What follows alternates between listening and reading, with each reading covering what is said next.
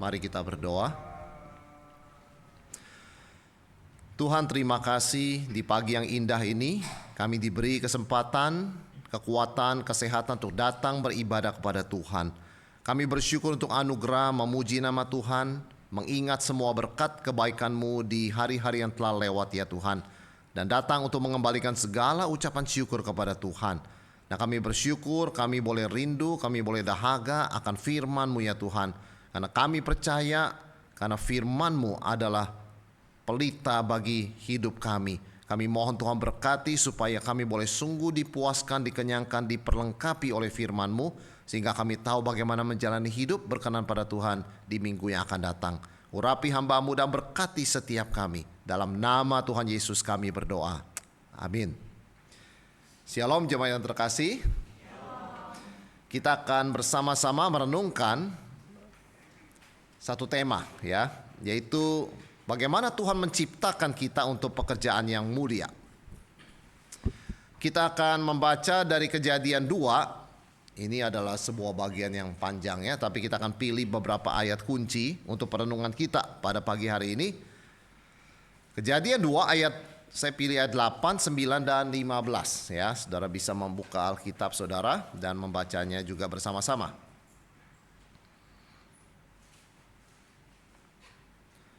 Demikian firman Tuhan.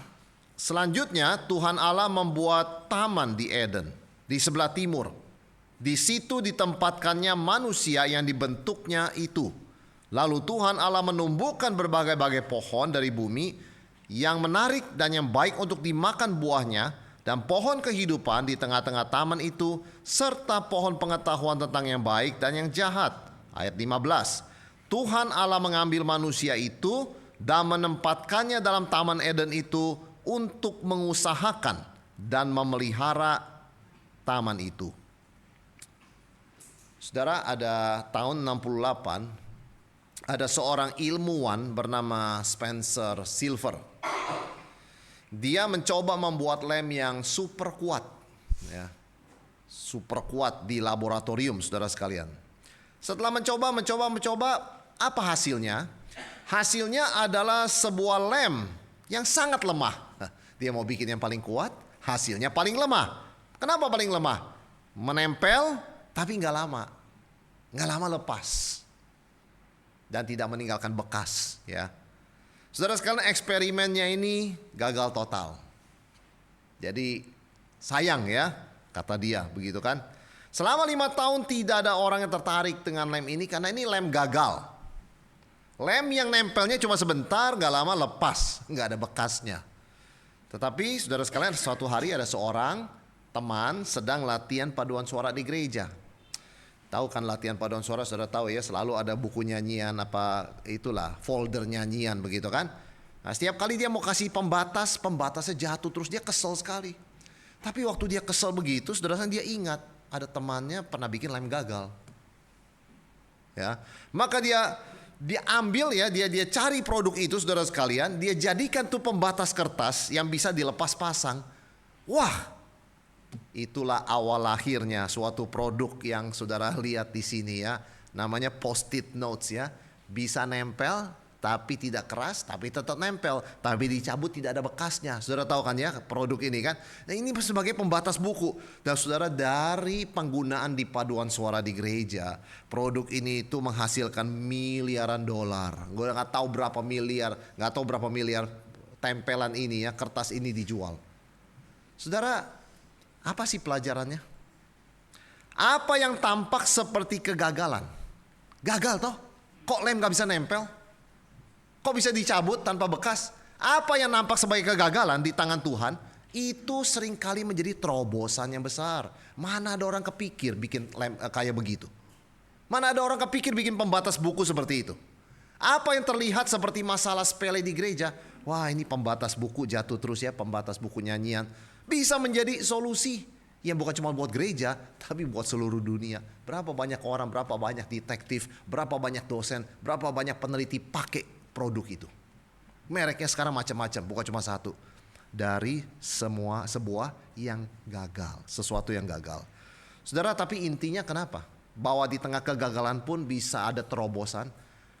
Ada orang-orang yang mau kerja. Ya. Kalau orang ini berpikir gini, saya nggak usah bikin lah, bikin juga gagal. Ini nggak ada ini saudara sekalian. Ya. Dan kalau orang pelatih paduan suara juga tidak mau bekerja, tidak mau melayani, nggak ada juga pemikiran bahwa ternyata pembatas buku ini bisa dipakai sebagai pembatas buku.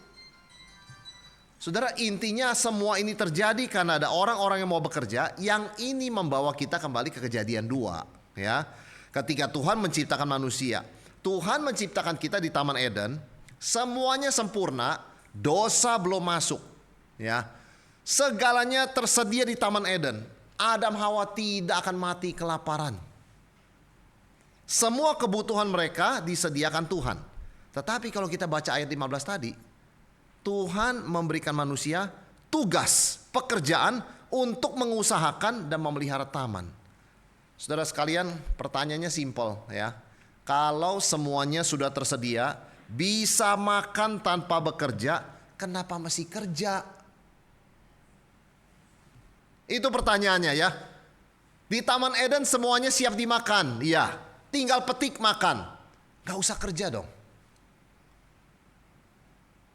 Banyak sekali orang berpikir kerja untuk makan. Kalau saya bisa makan, saya gak usah kerja.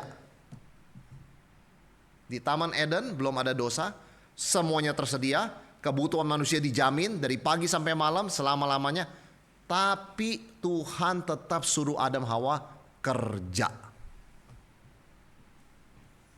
Saudara, pekerjaan sudah diberikan Tuhan sebelum ada dosa. Jadi pekerjaan bukan kutuk.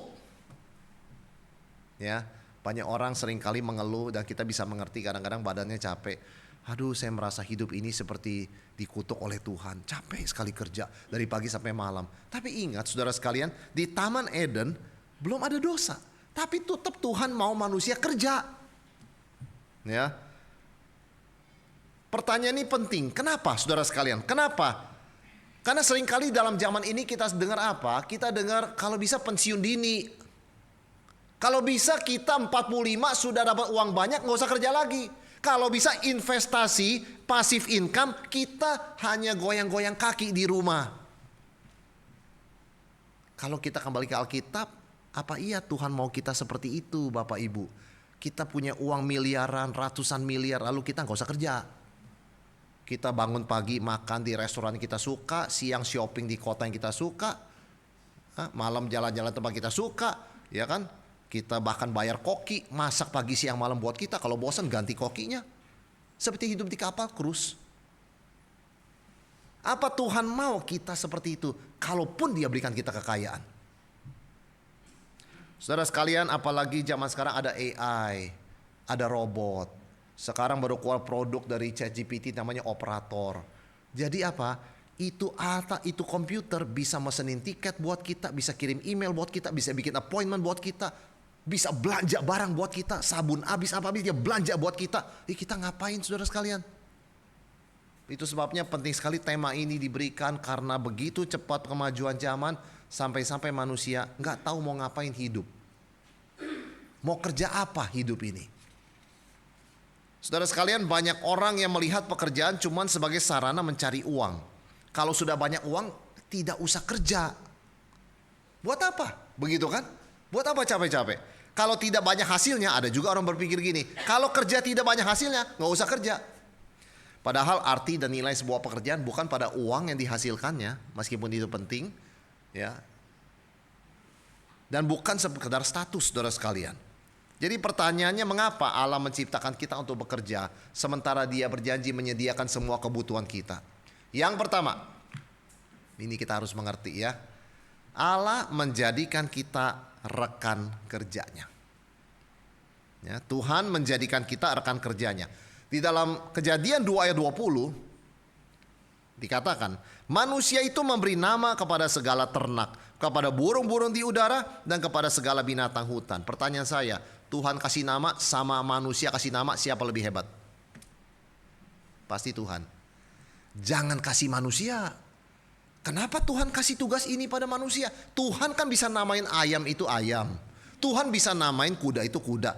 Jangan kasih ke Adam. Karena Adam cuma ciptaan. Kenapa Tuhan tidak lakukan langsung? Begitu kan? Pertanyaan saudara sekalian. Apa Tuhan gak bisa pelihara taman langsung? Apa Tuhan gak bisa mengusahakan taman langsung? Apa Tuhan tidak bisa kasih nama binatang langsung? Bisa. Kenapa suruh Adam dan Hawa? Karena Tuhan mau menjadikan kita bukan cuma ciptaan, tapi rekan kerja. Saudara ya, kita bukan sekedar ciptaan, pegawainya Tuhan. Kita rekan kerja Tuhan.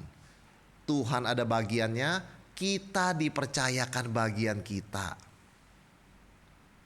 Apa Tuhan gak bisa penginjilan seluruh dunia, kirim malaikat seperti beritakan pertama Yesus lahir? Bisa. Tapi Tuhan mau kita jadi rekan kerja penginjilan, jadi saksi Tuhan. Apa Tuhan gak bisa menyuruh malaikatnya melayani dia? Bisa. Tetapi dia mau menjadikan kita rekan kerjanya dalam pelayanan. Jadi kita jangan berpikir semata-mata kerja buat uang, kerja karena terpaksa, kerja untuk mengisi waktu. Tidak. Kita memang diciptakan buat kerja. Berapapun harta kita, apakah kita bisa pensiun dini atau tidak, kita diciptakan Tuhan, diprogram oleh Tuhan untuk bekerja. Saudara sekalian, ayat ini jelas sekali. Untuk menamain binatang, Tuhan suruh Adam. Sesuatu yang dia bisa lakukan lebih baik. Ya, mengapa? Karena sekali lagi Tuhan bukan ciptakan kita cuma jadi ciptaan dan objek.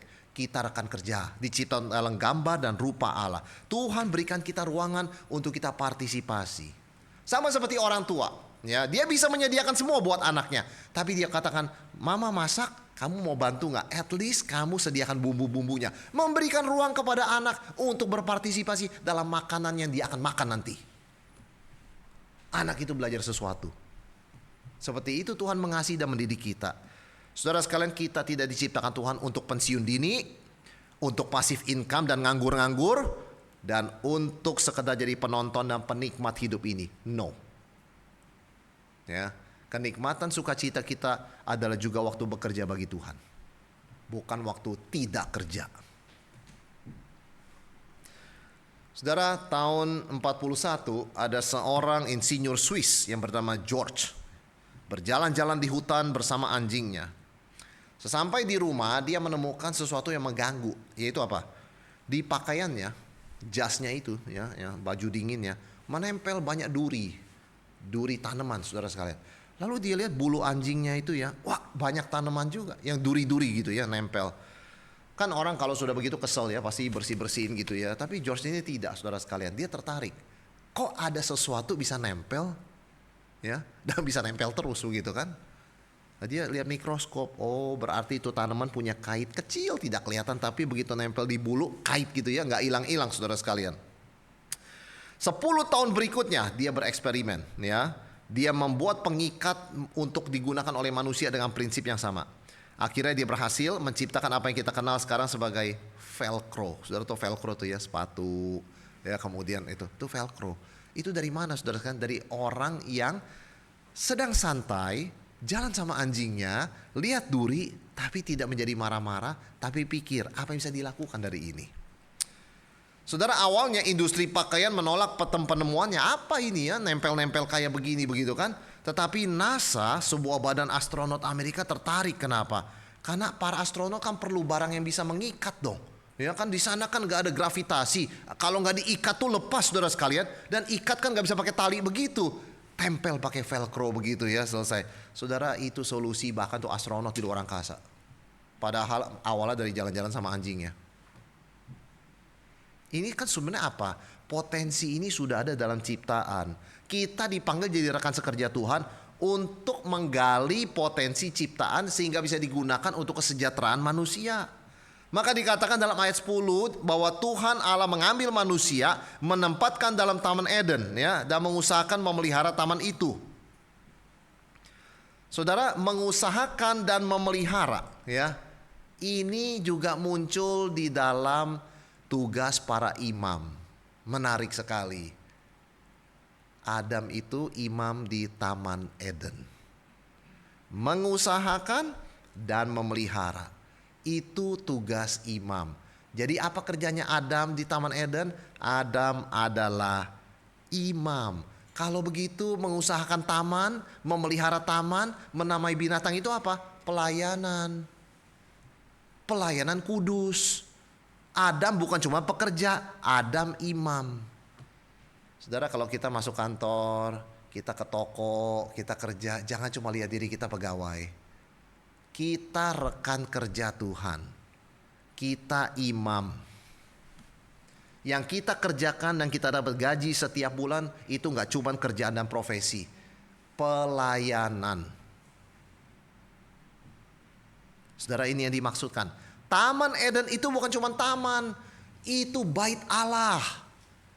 Adam itu imam pelayannya. Kita lihat kantor kita, toko kita, bengkel kita, gak cuma tempat cari uang. Itu adalah tempat Tuhan hadir dan kita melayani Dia. Gak semata-mata kita kerja hanya untuk mencari nafkah. Lebih dari itu, Bapak Ibu Saudara sekalian. Kalau begitu buat kita orang Kristen, kita mengerti. Pekerjaan itu seberapa berat, seberapa ringannya adalah ibadah dan pelayanan kepada Tuhan. Dan kita, saudara dan saya adalah imam. Dunia hanya mengecap kita pegawai, staff. Tapi kita harus kembali ke Alkitab, kita rekan kerja Tuhan. Kita adalah imam.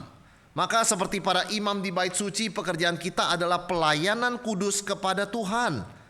Ada seorang guru ya yang berdiri dengan segenap hati, ya dia melayani Tuhan. Seorang petani mengolah tanah dengan tekun, dia melayani Tuhan. Banyak negara pusing, anak muda gak mau jadi petani. Emang gak ada anak muda mau jadi petani. Tapi siapa yang tanam makanan buat kita makan? Nah itu kan saudara sekalian ya. Siapa yang meneruskan petani yang sudah tua ini? Nah itu kan sebuah pelayanan yang mulia di mata Tuhan. Seorang programmer komputer menulis coding-coding dengan teliti. Semua itu ibadah. Dan semua itu berkenan, mulia di mata Tuhan ya. Semua itu mulia. Selama pekerjaan itu tidak melanggar firman Tuhan, pekerjaan itu mulia. Gak ada pekerjaan kita bilang rendah, pekerjaan tinggi. Pekerjaan rendah itu apa? Oh iya, itu kalau orang kerja di sawah itu pekerjaan rendah. Kalau mereka tidak kerja, kita gak makan. Kalau mereka tidak mau kena matahari sampai kulitnya rusak begitu, kita gak makan. Saya bayangkan ketika nyetir ya di jalan tol menuju Jawa Tengah begitu ya.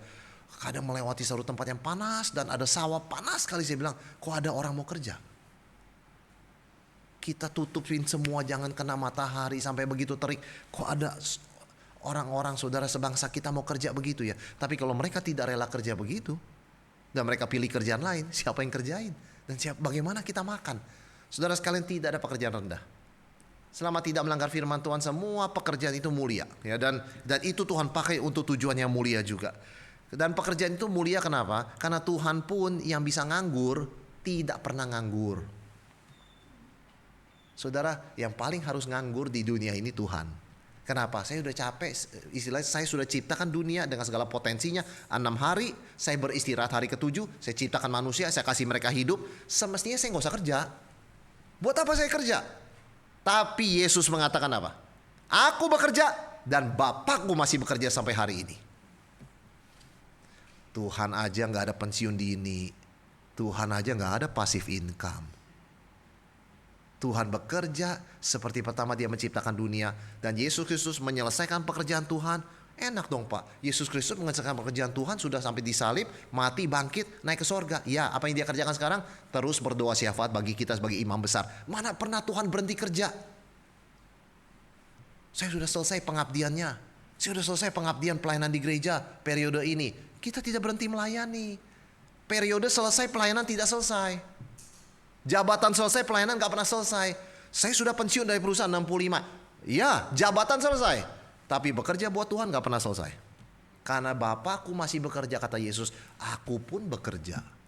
Masa pengikutnya nganggur? Tapi buat apa? Uang saya banyak, tetap masih kerja. Kerjakan sesuatu yang memuliakan Tuhan. Tuhan mau kita jadi orang yang rajin dan setia karena kita rekan kerja Tuhan. Kalau Tuhan kerja, masa kita diam? Saudara sekalian, itu sebabnya setiap kali kita berangkat ya kerja hari Senin besok sih libur ya.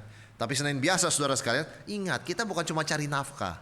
Karena kalau kita cuma cari nafkah, begitu sudah cukup uangnya kita gak mau kerja. Kita merasa saatnya aku menikmati. Saudara, kita harus bisa menikmati kerja. Bukan menikmati pas tidak kerja. Kita adalah rekan sekerja Allah yang dipercayakan untuk mengembangkan dan memelihara ciptaannya. Dan kalau sampai ada orang Kristen punya pikiran, saya berdoa Tuhan satu hari saya gak usah kerja. Wah itu celaka saudara sekalian. Kenapa? Karena sampai di sorga kita masih kerja loh. Memerintah bersama dengan Kristus sebagai raja dan imam. Raja gak nganggur, imam gak nganggur. Memuji nama Tuhan itu kan sebuah kerja juga ya. Jadi sebagai orang Kristen, kita harus berdoa, Tuhan berikan kepadaku pekerjaan lebih banyak. Dan berikan kepadaku kekuatan dan sukacita mengerjakannya. Saudara yang terkasih, inilah yang pertama. Kita kerja bukan cuma cari uang. Bukan cuma kita cari untung. Kita akan kerja Tuhan. Ya, mengusahakan memelihara apa yang Tuhan percayakan pada kita. Sebagai imam, kita melayani Tuhan. Yang kedua, kenapa Tuhan suruh kita kerja? Karena Tuhan mau melatih kita melalui proses. Ayat yang ke-9. Lalu Tuhan Allah menumbuhkan berbagai-bagai pohon dari bumi. Saudara, menarik sekali kalau kita baca kisah penciptaan ya. Jadilah terang. Jadilah matahari, bulan, bintang. Jadi. Tapi kok tumbuhan, biarlah bumi yang mengeluarkan. Kenapa ya gak langsung ya? Jadilah pohon kelapa, jadilah pohon palem. Kenapa suruh bumi yang lewat proses mengeluarkan? Nah, itu satu pelajaran buat kita untuk mengerti. Tuhan memang memberikan potensi dalam ciptaan, memberikan potensi dalam diri kita, tetapi kita dilatih melalui proses, tidak langsung. Tidak ketika Tuhan ciptakan muncul pohon kelapa langsung gitu. Bumi mengeluarkan, itu ada prosesnya. Saudara sekalian ya. Memang ada beberapa hal diciptakan instan. Tapi hal yang lain lewat proses. Ketika Tuhan ciptakan manusia gak bilang jadilah Adam. Gak begitu. Tuhan proses takes time. Pakai debu tanah membentuk tubuh manusia. Dari situ selesai Tuhan menghembuskan nafasnya sehingga manusia jadi makhluk hidup. Itu kan 2 steps. Itu kan proses. Bukan instan. Saudara sekalian, mengapa Tuhan memilih jalan yang tampaknya tidak efisien? Kenapa nggak langsung ya? Tuhan, kenapa pelan-pelan? Saudara, para ibu, saya yakin ya, atau bapak mungkin ya, yang hobi masak, hobi bikin makanan, pasti tahu ini apa. Saudara tahu ini apa, roti apa? Namanya apa, roti apa? Bukan roti tawar ya saudara sekalian ya. Dimakan rasanya nggak tawar kok itu. Kira-kira roti apa itu? Ini lagi terkenal nih, lagi tren, namanya roti sourdough. Tahu kan saudara kan ya, dimakan rada asam sedikit ya. Tapi itu lagi terkenal sekarang. Ada seorang ibu belajar bikin sourdough seperti ini. Hari pertama dengan penuh harapan. Dia belajar, diikutin rumusnya ya. Campur tepung sama air. Wah, saudara sekalian ya. Setelah 3 hari, tetap aja begitu adonannya. Ya. Tidak ada tanda-tanda kehidupan. Katanya suruh tunggu saudara sekalian ya. Hari ketiga, hari keempat. Hari keempat dia udah mau menyerah begitu ya. Tapi di hari kelima saudara sekalian ya, sesuatu yang ajaib terjadi. Adonannya yang mati itu mulai bernapas. Mulai bernapas saudara sekalian, ada gerakan gitu ya. Hari kelima ya. Lalu mulai ada aroma, mulai ada gelembung. Wah, itu namanya starter. Starter itu masih dirawat. Jadi tiap hari itu adonan yang sudah tanda kutip hidup ya saudara sekalian ya, dijaga suhunya, diberi makan air, diberi minum air, dikasih tepung sedikit, dirawat. Adonannya hidup saudara sekalian ya, seperti seperti memelihara ini bayi begitu kan. Ada yang kasih nama lagi, adonannya siapa begitu namanya ya, Indah begitu kan misalnya ya. Ini adonan Indah nih, aduh Indah sudah besar sekarang. Saudara bayangkan coba ya. Dia baru tahu bikin roti sourdough seperti itu. Starter ini diperhatikan tanda-tanda kesehatannya setiap hari. Nah, berapa lama? 2 minggu baru bisa bikin roti pertama. Harus sabar. Mana ada roti langsung jadi kalau enak. Jadi mesti dipelihara dengan setia. 5 hari itu gak ngapa-ngapain. Hari kelima udah ada tanda-tanda kehidupan. Harus dikasih makan, dijaga suhunya. Kalau segitu stabil, jangan nyalain AC kekencang atau matiin AC begitu kan. Nanti bisa mati ini kan. Jadi dikasih makan. 2 minggu baru bisa bikin roti. Itu namanya proses. Dan ada kepuasan dan sukacita sendiri buat ibu ini ketika pertama kali bisa bikin roti sourdough. Setelah 2 minggu memelihara adonan itu, starter itu. Saudara, itulah cara Tuhan bekerja dalam hidup kita. Kadang melewati proses yang tampaknya saya kerja gini-gini aja seperti tanda kutip mati. Gak ada kemajuan apa-apa. Gini-gini aja saya kerja begitu kan. Tapi jangan lupa ada sesuatu yang Tuhan kerjakan lewat proses yang nampaknya mati itu. Tuhan membentuk karakter kita. Sabar, toleran sama orang lain ya. Tidak selalu merasa diri benar. rela menanti, mengerti kesulitan orang lain, bisa membedakan kapan tegas, kapan dia itu harus sabar. Saudara, itu semua pelajaran didapat lewat proses. Kalau langsung mau apa langsung dapat, nggak belajar apa-apa. Bayangkan seorang anak minta apa langsung dikasih, nggak pernah jadi dewasa. Tapi ada satu titik anak berkata, saya mau motor pak, saya mau motor ma. Tunggu sampai kamu 16 tahun. Sekarang usia kamu berapa? 11. 5 years. Kamu tabung sekuatnya berapa, papa mama tambahin nanti. Ya, tapi 16 tahun. Di bawah itu nggak boleh. Tunggu dia belajar menabung. Dia mau beli sesuatu, saya ingat saya mau kumpulin uang buat motor.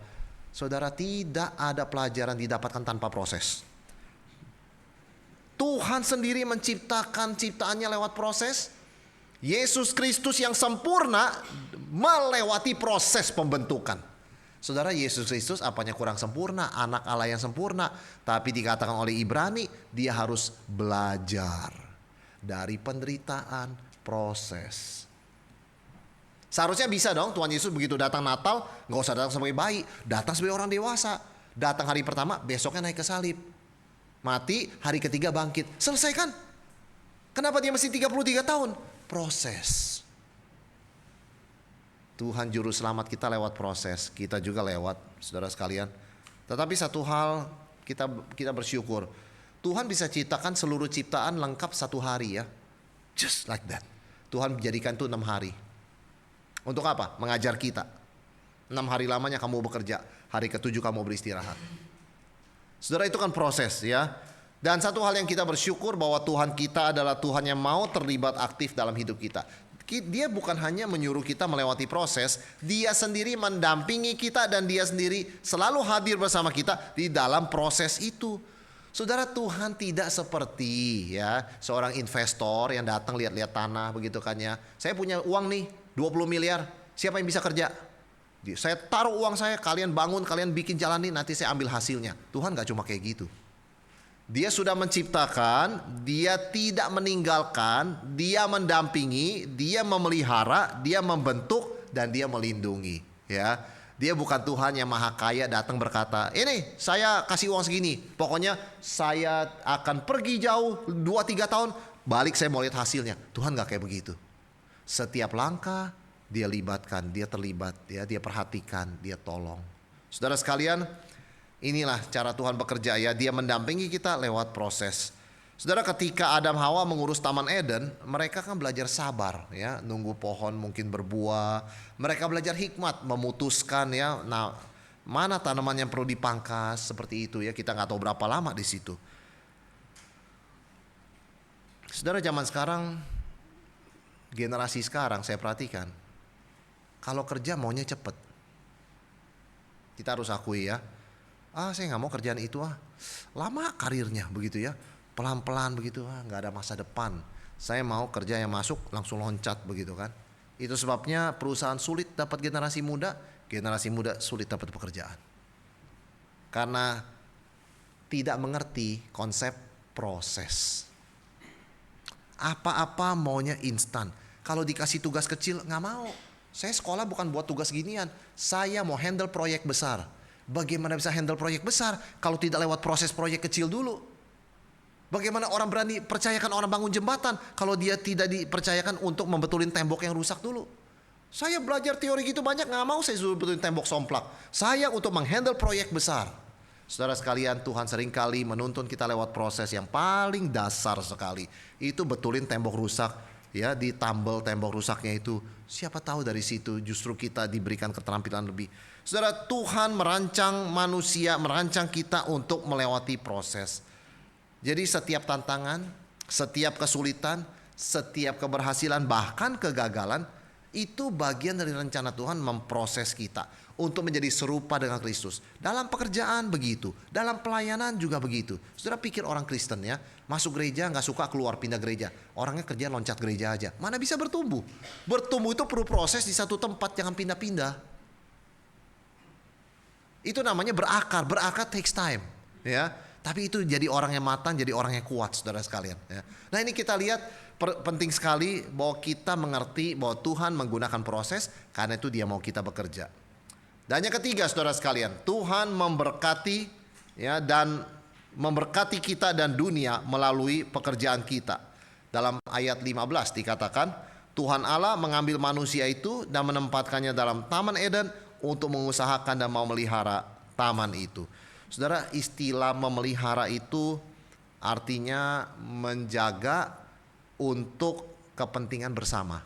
Artinya begini, Adam, Hawa, jangan kamu makan itu buah, kamu pakai makan, tanam juga dong, pelihara juga. Kenapa? Untuk keturunanmu.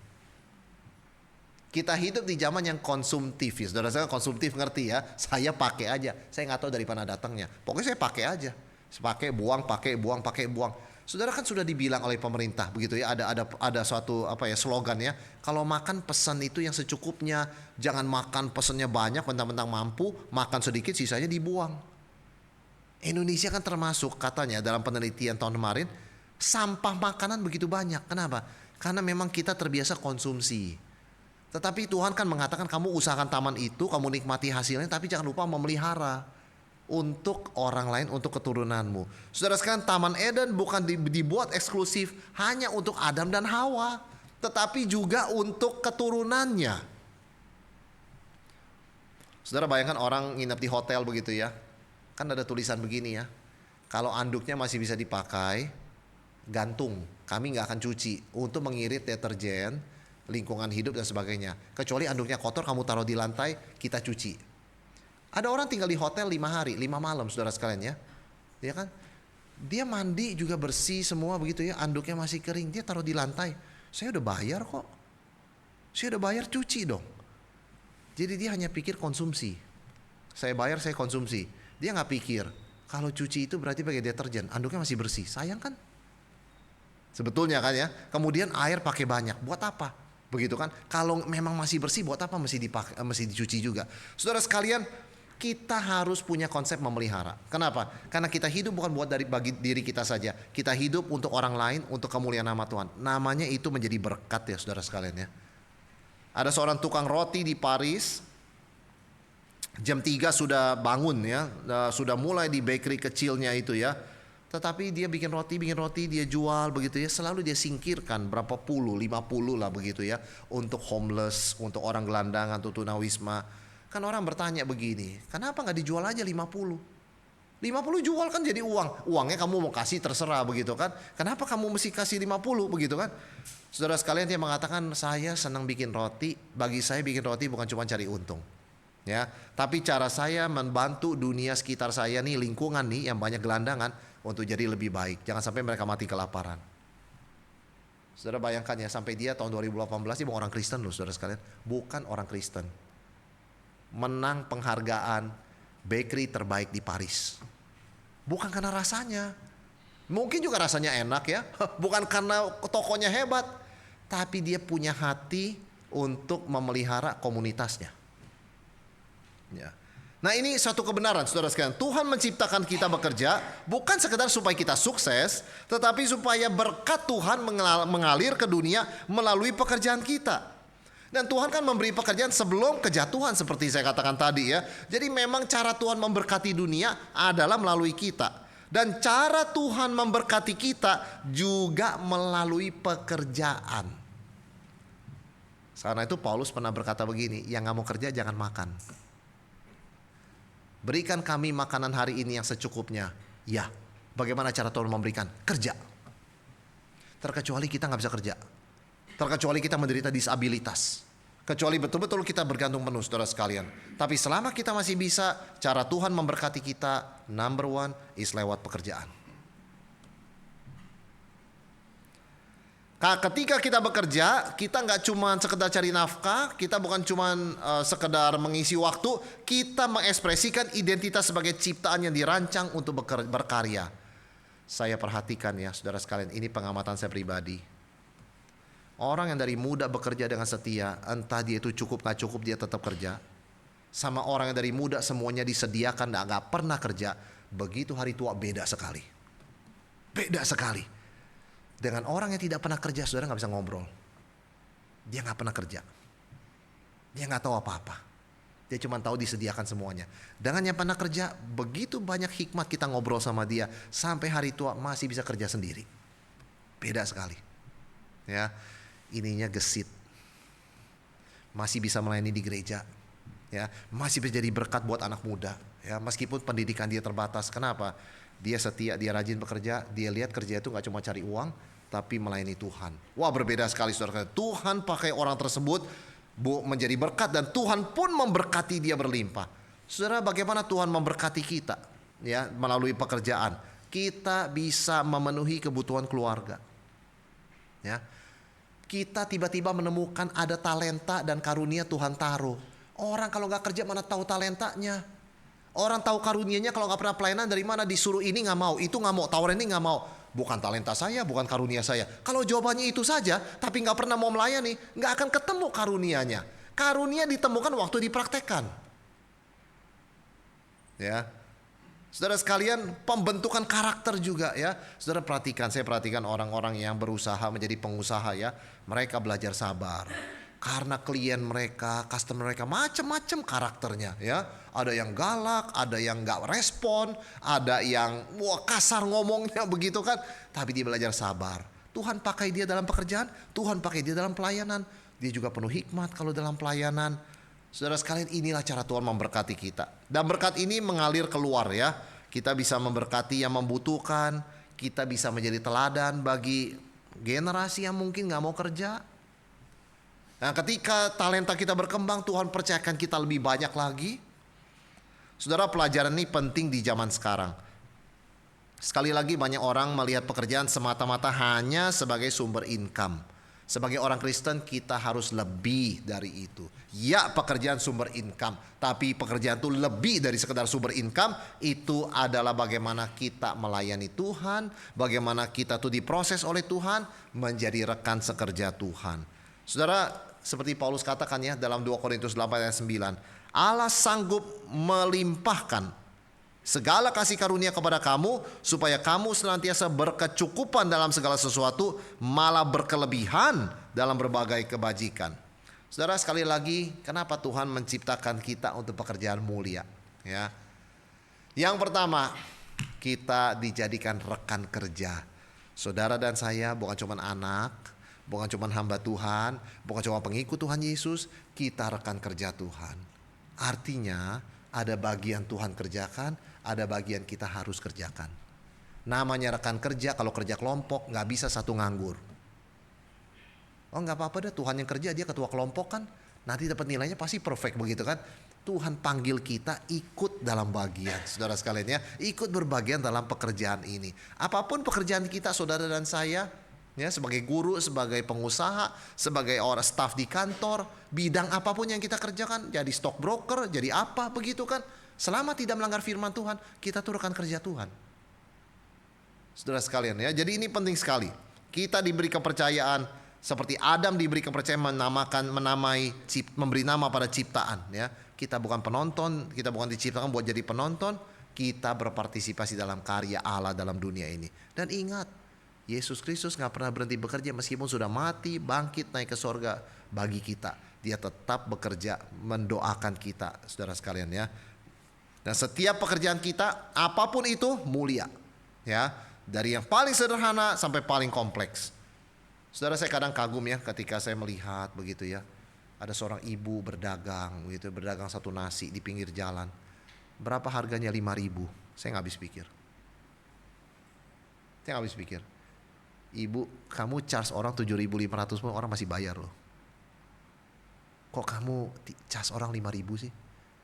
Ada suatu sukacita mengerjakan itu. Karena barang itu, makanan itu sudah gak ada zaman sekarang. Dan dia senang banyak orang bisa makan dan tidak merasa diberatkan. Saudara, ada sesuatu yang lebih daripada keuntungan. Ada sesuatu yang lebih daripada sekedar mencari nafkah. Ada kemuliaan dalam pekerjaan yang tidak bisa dinilai dengan uang. Yang kedua, saudara sekalian, kenapa Tuhan mau kita bekerja meskipun Dia sediakan segala sesuatu bagi kita? Tuhan mau kita melewati, jadikan ini sebagai proses latihan. Tuhan tidak cari jalan pintas, tapi memilih jalan yang untuk membentuk kita menjadi serupa dengan Kristus. Kristus Yesus menyelamatkan kita melewati proses. Dia dicobai, ya, dia dicari kesalahannya, dia diadili, dia menderita dan mati sampai dia bangkit. Pensiun dini bukanlah tujuan Kristen. Ya, saudara jangan mimpi pensiun dini. Itu tidak ada dalam Alkitab. Ya, Tuhan aja bekerja. Kita jalani proses ini terus. Ya, kalau kita mau minta Tuhan pimpin saya ke pekerjaan yang lebih baik, silakan. Tapi jangan pensiun dini. Yang ketiga, saudara sekalian, Tuhan memberkati dunia dan kita melalui pekerjaan. Kita diberkati dan menjadi berkat, ya. Saudara, kita bersyukur Tuhan kasih kita pekerjaan. Kenapa? Masih diberi kesehatan, masih diberi akal yang berfungsi, masih diberi income. Tapi supaya apa? Supaya kita bukan hanya diberkati, tapi kita menjadi berkat. Saudara sekalian, berbahagialah, ya, kalau kita masih diberikan tanggungan oleh Tuhan. Ada orang berkata, saya tidak mau punya anak. Anak itu beban. Saudara, berbahagialah kalau kita bisa jadi berkat buat seorang manusia namanya anak. Ya, sekarang ini trennya child free. Ya, kalau bisa nggak usah punya anak begitu kan? Hidup buat diri sendiri. Berbahagialah kalau kita bisa jadi berkat buat sesama, siapapun itu. Anak kita, teman kita, keluarga kita, orang tua kita mungkin yang sudah tidak bekerja. Seringkali orang berpikir, kenapa sih orang tua begitu ya menjadi beban? Saya bekerja ini kan pas-pasan begitu ya. Kenapa mesti membantu mereka? Berbahagialah. Karena Tuhan merancang pekerjaan untuk memberkati kita dan kita menjadi berkat. Siapapun ya Tuhan percayakan di sekitar kita untuk kita berkati. Biar kita boleh jadi perpanjangan tangan Tuhan. Karena cara itulah Tuhan memberkati kita dan dunia ini. Mari kita bersama-sama tundukkan kepala, kita masuk dalam doa.